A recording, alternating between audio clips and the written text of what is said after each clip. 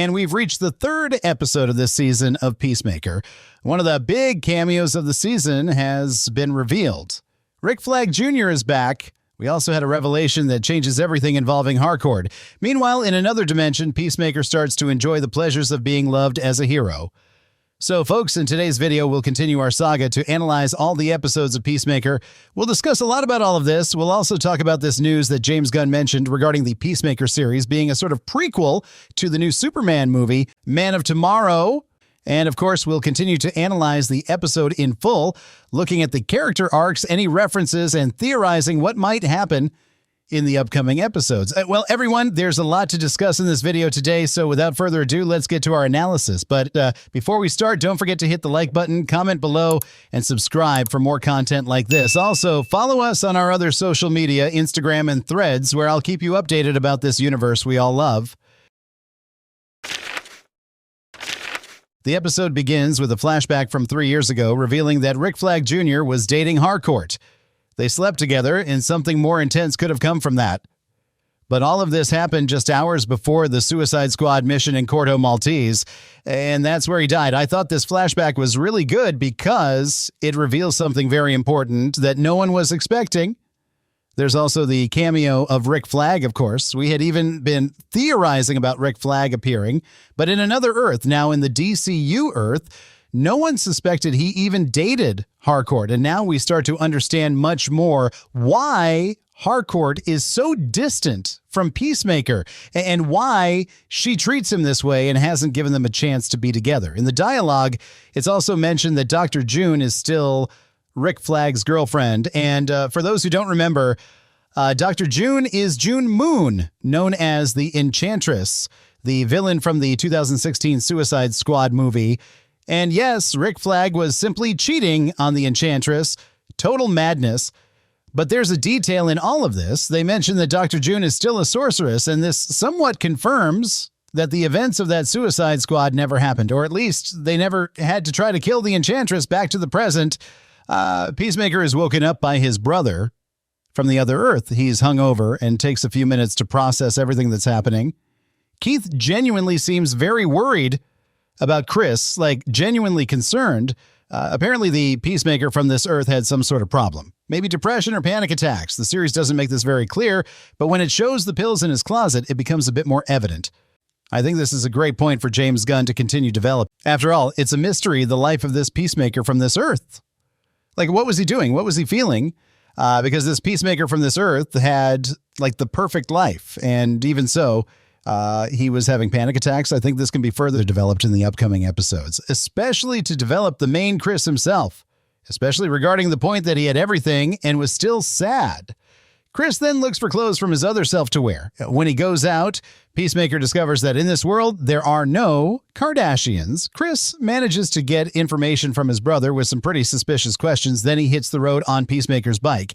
Everyone recognizes him as a great hero, even kids and women who, let's be honest, go a bit overboard here. But it's at this moment that he is absolutely sure this is the best dimension of all time, and he rides off on his bike.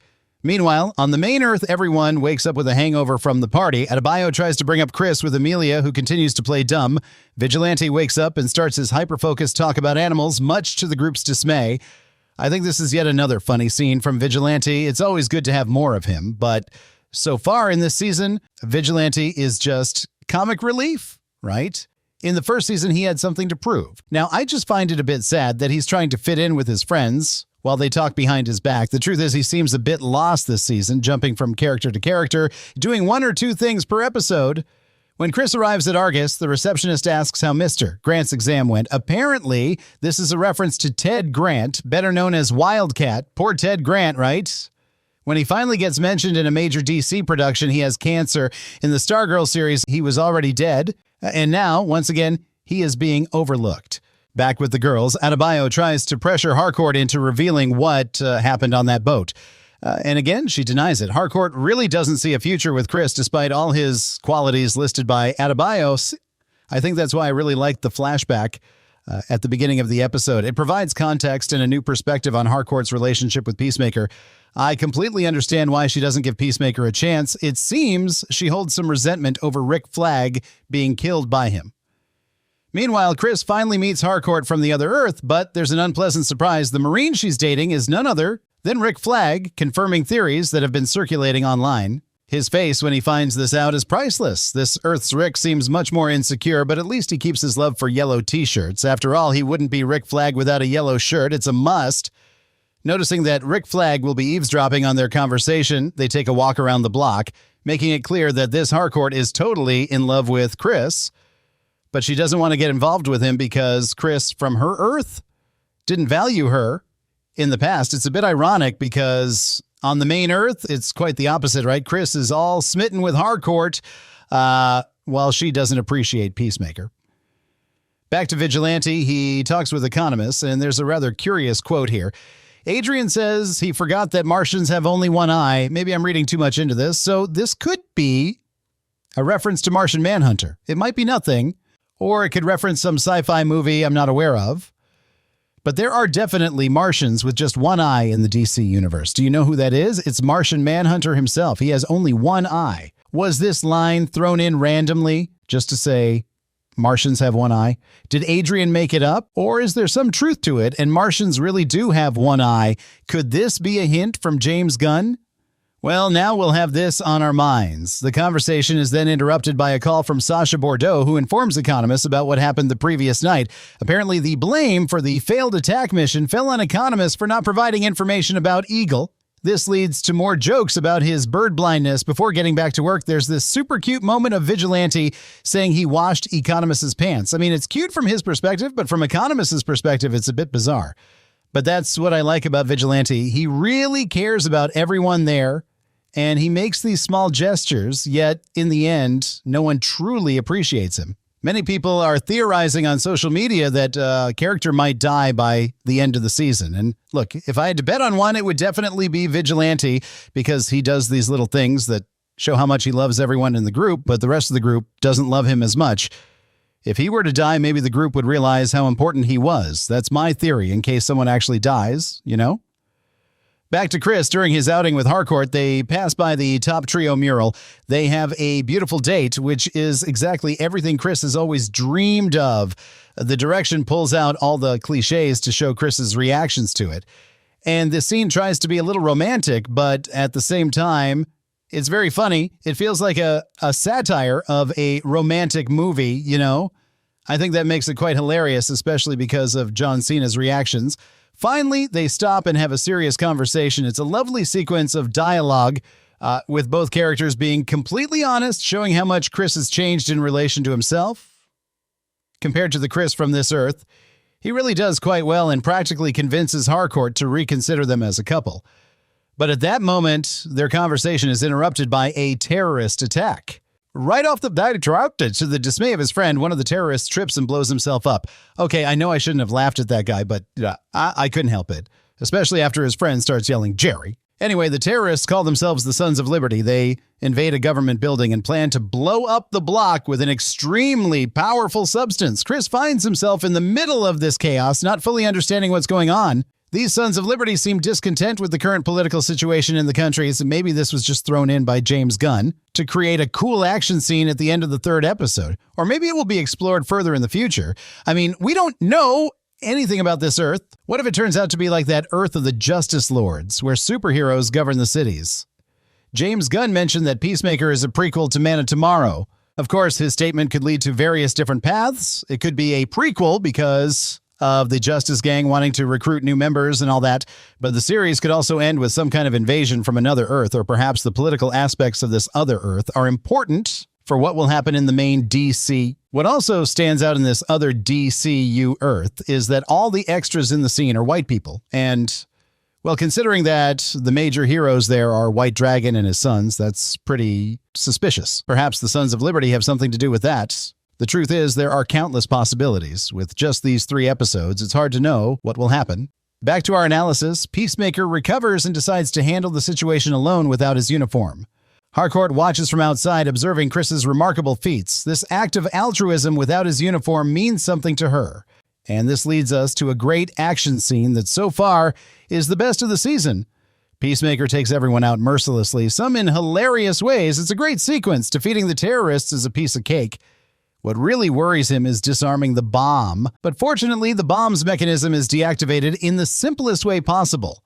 This scene makes it very clear that, if necessary, Peacemaker will kill. I confess that back in the first episode, I was a bit unsure because during the interview with Maxwell Lord, he mentioned having a different perspective on killing.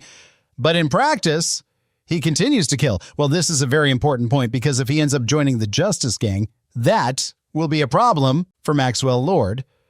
Then Keith arrives in his armor and destroys the terrorists' escape helicopter. The two come together and celebrate their victory. And of course, there's a hug with Emilia Harcourt. Meanwhile, in the main Earth, Economist arrives at the hospital and discovers that Sasha hired Red Saint. Wild to kill Eagly, which is something Economist is not too happy about. To make matters worse, she hired a new agent, Judo Master, who will keep Economist company. The truth is, it's becoming increasingly difficult for him to continue working at Argus while going against all his friends. Economist is one of those characters the script is trying to develop a bit more, like this dilemma he has with his job and his unhappiness at work. If I had to guess, I'd say that by the end of the season, he will leave Argus and join that espionage agency that Adebayo is setting up. Also, the whole sequence of the Argus team walking around saying super serious things while throwing in some jokes is very much in line with Peacemaker's style. I think it manages to be funny while trying to take itself seriously, you know? Chris has another conversation with his brother, who again shows genuine concern. He later receives messages from Harcourt and is over the moon. The anti-hero then decides to return to his Earth, but he does this at the worst possible time because Argus is about to invade his home. And that's where episode 3 ends. So I think this episode 3 was better than the previous one. We had that action scene that we can say was pretty cool. The focus on Chris is 100%. What they're doing for the character is working really well. It's just that for the other characters, I'm not feeling as much. The idea that everyone is a bit at rock bottom has been set aside. When the characters are together, they talk more about Chris than about themselves. And I think there's still the issue with the antagonist, Argus, in another episode, did the same things it did in the first 2 episodes. And, well, this whole Argus angle has been quite disappointing for me so far. Let's just remember what was happening in episode 3 of the first season. That's the episode where they invade the politician's house and the butterfly appears for the first time. That episode is sensational, man. You feel the level of threat escalating and the story converging toward a point. Here in this season, things feel more scattered. You know, for example, these Sons of Liberty. Did James Gunn include them in the script just to have a cool action scene at the end of the 3rd episode? Or did he include them to further develop this aspect of the Earth? That's exactly why I think some people find this 2nd season a bit boring. Without a doubt, it has a different pace from the first. You have to understand that this is James Gunn's decision to do it this way. It's this different rhythm he's giving with a greater focus on Peacemaker's character, which I think is great for him. It's undeniable that it's great for him. And the series remains funny. It's just that, really, when you weigh all the good and all the bad, you can see how the antagonists aren't challenging the protagonists enough. And so you get this feeling that things aren't progressing. Still, this episode was better than the second, so I'm giving it an 8. The truth is, we had a nice moment with Peacemaker and Emilia Harcourt, along with a good action scene. We hope that starting from episode 4, things pick up a bit, and the script finds more space for the supporting characters, who, again, are not bad. Vigilante continues to be funny, but there could be more individual focus on them. Well, everyone, this is my analysis of episode 3. Please comment below what you thought of this episode and what you think about this 2nd season being a prequel to Man of Tomorrow. And don't forget to click the like button and subscribe for more content like this. Thank you very much for watching, and I'll see you in the next video.